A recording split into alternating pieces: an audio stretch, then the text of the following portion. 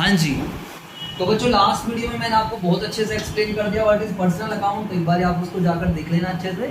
फिर भी बता देता हूँ, पर्सन वो account which is related with person. और पर्सन हमारे पास तीन तरीके का होता है, natural person, artificial person and representative person. Natural person का मतलब राम श्याम सीता गीता संजय संदीप, यानी कि सभी वो सब लोग जिसको भगवान ने बनाया, which are created by God, जिनके जन्म है जिनकी मृत्यु है, उनको हम क्या बोलते हैं, बेसिकली नेचुरल पर्सन।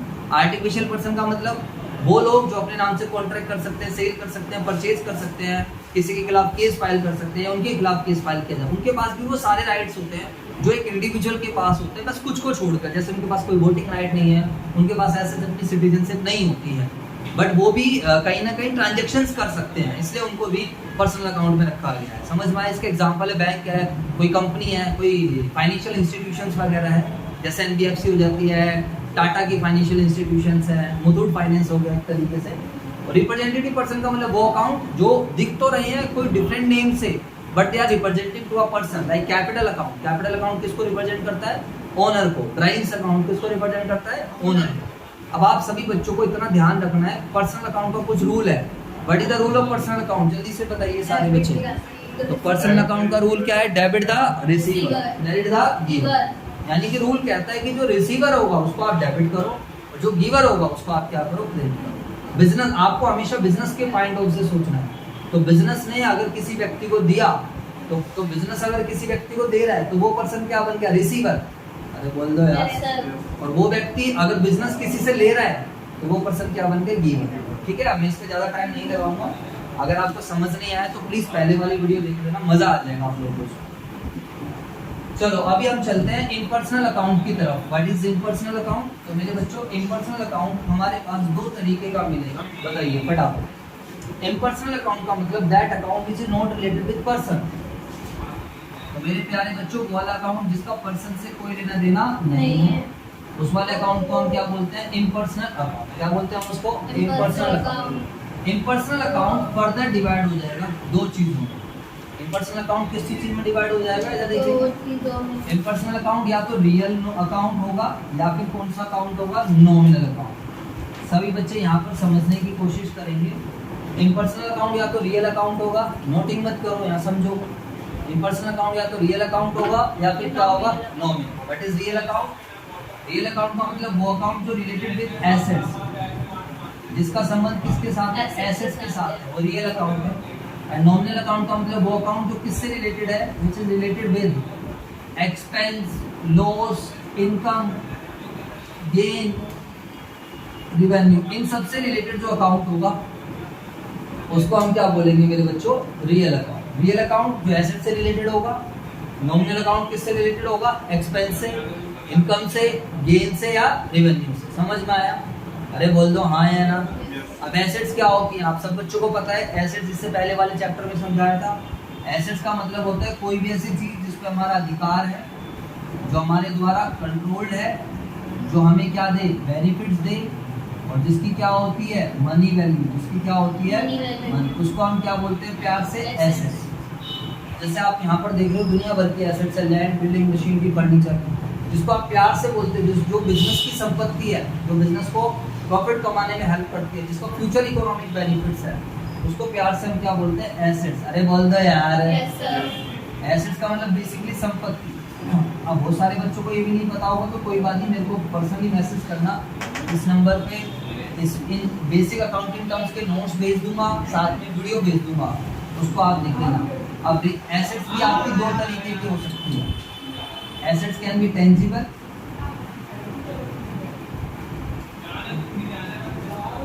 एसेट्स आपकी टेंजिबल भी हो सकती है और इनटेंजिबल भी। What is tangible? Which can be touched, which can be seen, which have a physical existence. ठीक है भाई साहब? तो एसेट्स के अंदर सब कुछ आ जाएंगी, टेंजिबल भी आ जाएंगे और इनटेंजिबल। टेंजिबल का मतलब लैंड, बिल्डिंग, मशीनरी, फर्नीचर, सब आ जाएगा इसके अंदर। बोल दो। इवन कैश भी आ जाएगा। इनटेंजिबल में क्या आएगा फटाफट बताओ? इंटेंजिबल में कोई गुडविल आएगी, कोई पेटेंट आएगा, कोई रेसिपी आएगी, सॉफ्टवेयर आएंगे। कोई क्या आएगा? सॉफ्टवेयर। सॉफ्टवेयर तो सब बच्चों को पता है, which cannot be touched, which cannot be seen, which do not have any physical existence। अब कंप्यूटर इसके अंदर आएगा, क्योंकि कंप्यूटर दिखता है, हार्डवेयर। बट कंप्यूटर जिससे चलता है वो इंटेंजिबल होती है। तो ये मैंने आपको इससे पहले वाले चैप्टर में अच्छे से पढ़ाया है। कुछ बच्चों को ये सब चीज़ें इतनी अच्छे से नहीं पता है, तो भी वो टेंशन नहीं है, बस आप समझने की कोशिश करो तो धीरे धीरे चीज़ें क्लियर हो जाए।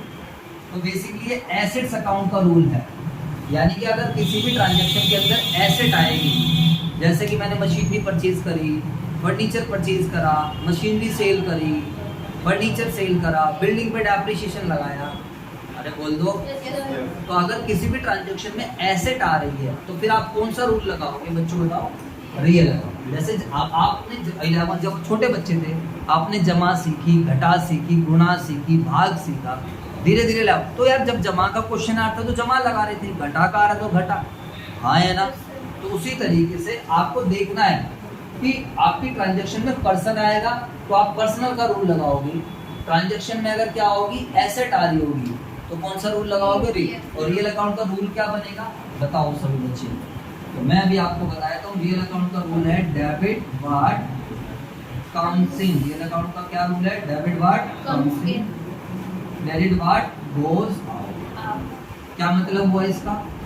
Debit what comes in, credit what जो एसेट आई, क्योंकि रियल लगता किसके ऊपर है? एसेट्स के ऊपर। तो जो एसेट्स आई उसको हम क्या करेंगे? Debit. Debit what comes in, business में जो भी एसेट्स आएगी वो डेबिट, और जो एसेट्स गई बिजनेस के पास से, जो भी एसेट्स गई उसको हम क्या करेंगे? क्रेडिट। समझ में आएगा? जैसे कि मैंने मशीनरी खरीदी फॉर एग्जांपल, अच्छा चलो मैंने यहीं पे ट्रांजैक्शन लिखी थी कैश। कैश क्या होती है? एसेट। कैश क्या होती है? एसेट। और जिन्होंने अकाउंटिंग इक्वेशन पढ़ा है वो तो बहुत अच्छे से पता लगा लेंगे। अकाउंटिंग इक्वेशन में एसेट साइड में कैश आता था। तो एसेट, एसेट्स का रूल क्या होगा बच्चों बताओ? डेबिट व्हाट, अरे देख के बोल दो, ये रहा रूल, देख के बोलो, मुंह खोलो, फटाफट बताओ क्या आएगा? Debit what comes in, credit what goes out. यानी कि कोई एसेट्स आई तो डेबिट, कोई एसेट्स गई तो क्रेडिट। अब आपको क्या लगता है? आपने राम को पैसे दिए, क्या लगता है? राम को पैसे देने से कैश आया या गया? बोलो। अरे राम को पैसे देने से कैश आया या गया? गया ना? गया तो क्या करेंगे? Credit what goes out. तो मेरे बच्चों यहाँ पर कैश को हम क्या कर देंगे? क्रेडिट। समझ में आया? तो यहाँ पर जो एंट्री बनाई थी वो एंट्री ये बनेगी, राम डेबिट टू कैश। ये जो टू होता है, टू हम क्रेडिट के लिए लगाते हैं, तो हम किस चीज के लिए लगाते हैं? समझ आया? अब मान लीजिए आपने मशीनरी परचेज करी कैश में, एक और ट्रांजैक्शन बना रहा हूँ, बाकी हम अगली क्लास में प्रैक्टिस करेंगे। बताओ another example, machinery purchase in cash. तो फटाफट बताइए सारे बच्चे, पहले तो उसको दो पार्ट में तोड़ लेना सभी बच्चे। तो दो पार्ट में किस किस में टूटेगी ये? जल्दी से बोलो फटाफट। एक तो मशीनरी में टूटेगी, मशीनरी हम खरीद रहे हैं, और दूसरा किस में टूटेगा? कैश में। अब बताओ मशीनरी क्या होती है? मशीनरी क्या होती है? एसेट। और कैश क्या होता है? एसेट होता है। एसेट्स है तो कौन सा रूल लगेगा? रियल। यहाँ पर भी एसेट्स है तो कौन सा रूल लगेगा? रियल। रूल बताओ, what is the rule of real account? Debit what comes in, credit what goes out. What goes out. तो बताओ बिजनेस में क्या आया? मशीनरी आई। मशीनरी आई ना, क्योंकि हम मशीनरी खरीद रहे हैं। तो डेबिट व्हाट कम्स इन, तो हम मशीनरी को क्या करेंगे? डेबिट। और कैश के साथ क्या हुआ बताओ? कैश आया है गया? कैश आया है गया? गया। तो कैश चला जाएगा तो हम कैश क्या कर देंगे? Machinery account debit to. चलो जी सर, क्लियर हो जाती है बातें? Yes sir. This was the rule of real account. फटाफट कॉपी कर लीजिए।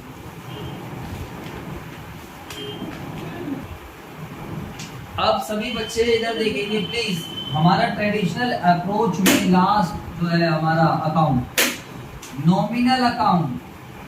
पहले तो पता होना चाहिए कि नॉमिनल अकाउंट का यूज क्या है। देखो सारे बच्चे, नॉमिनल अकाउंट कहाँ लगेगा?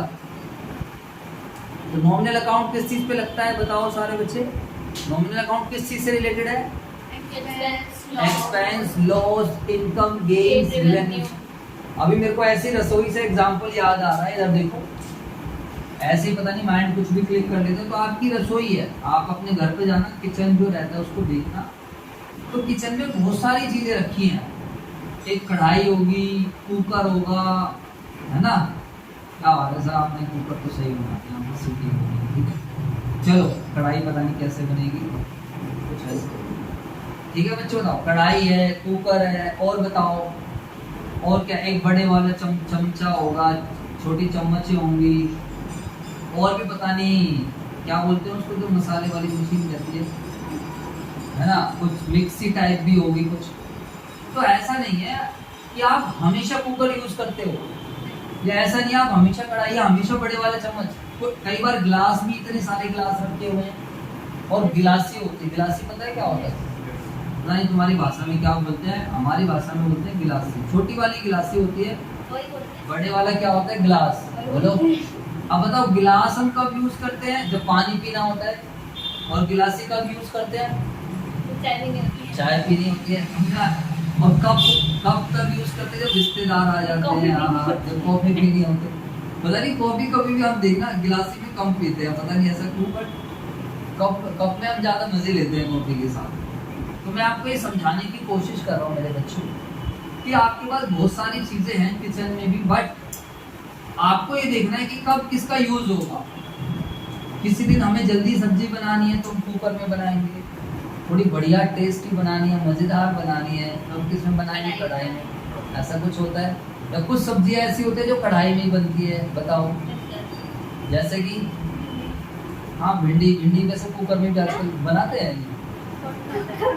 हाँ वैसे तो कढ़ाई में बनती है। करेला हो गया, जैसे करेला भी नहीं बनता कभी कुकर में। चलो, तो मेरे बच्चों में आपको यही समझाने की कोशिश कर रहा हूँ, आपके पास भी 3 तरीके के अकाउंट है, पर्सनल, रियल, नॉमिनल। आपको हर एक ट्रांजैक्शन में ये देखना है कि राम आ गया, श्याम आ गया, बैंक आ गया, कोई ऐसा पर्सन आ गया, तो फिर वहां कौन सा रूल लगेगा?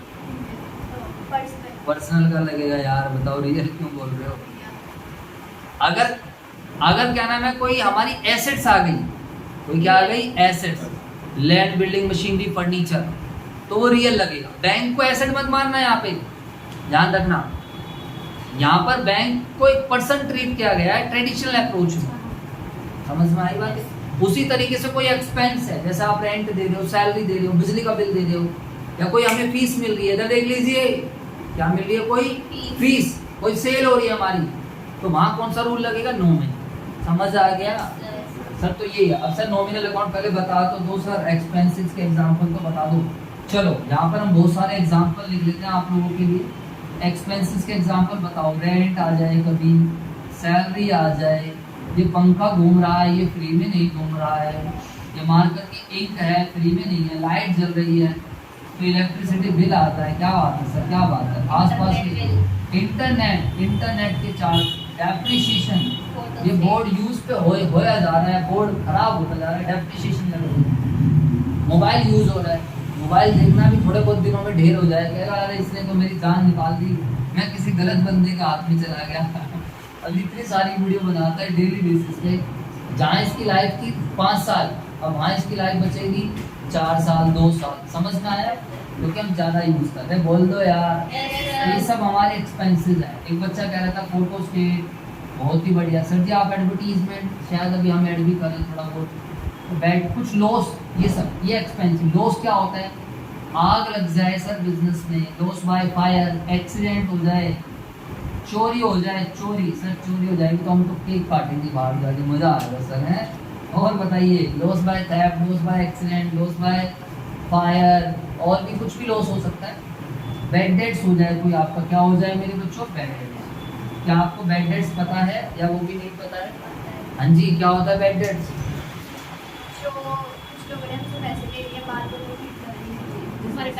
हाँ, जब हमारा पैसा डूब जाता है, हम किसी को उधार सामान बेचते हैं और वो व्यक्ति हमें पैसा नहीं देता, तो पैसा बैड डेट्स मानते हैं। समझ में आया कुछ?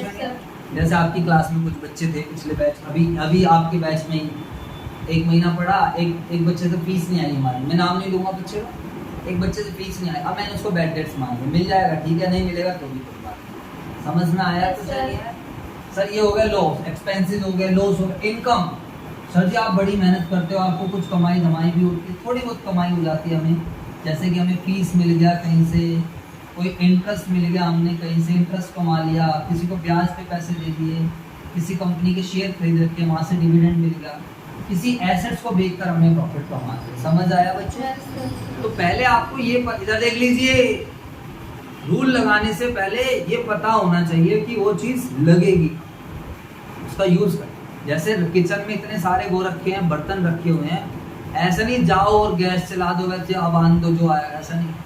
आपको देखना है आप काम क्या करने जा रहे हो। दूध गर्म करना है तो कढ़ाई में थोड़ी दूध गर्म, कुकर में कभी दूध गर्म करा नहीं, तो उसके लिए क्या होगा, कोई भगोना होगा या फ्राई पैन तो नहीं होगा, दूसरे जो भी बोलते हैं उसको, है ना। सब्जी बना रहे हो तो इट मीन्स थोड़ी दिमाग लगाना पड़ेगा, कॉमन सेंस लगाना पड़ेगा, समझ में आएगा। आपको हर चीज का यूज पता होना चाहिए।